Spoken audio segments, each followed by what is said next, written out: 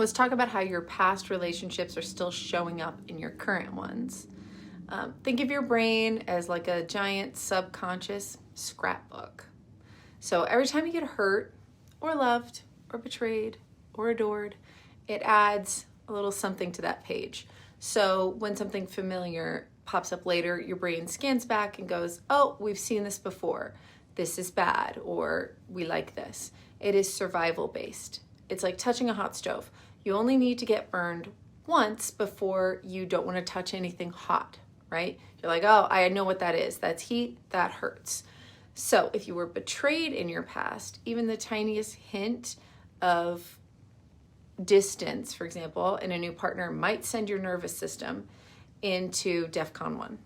Not because they're actually doing something wrong necessarily, but because your history is alerting you to danger. But your past doesn't just teach you what to avoid, it also shapes you and shapes what you expect, what feels normal. So if you're used to independence, closeness might feel clingy and bad. If you grew up in a home without affection, someone who really likes physical closeness might be overwhelming to you. And you may think you're reacting to them, but really you're reacting to your wiring. So the things we call our type are often just familiar patterns, but it doesn't always mean that it's healthy just because it's familiar. So we all carry some baggage. Everybody does. But the less you deal with it, confront it, think it through, talk it through, the more it runs the show.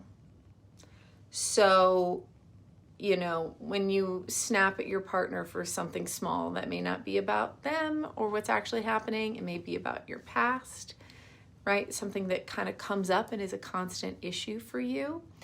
And the truth is, if somebody did something awful to you, you are allowed to grieve, of course. But if years later you're still sabotaging new connections because of what they did to you,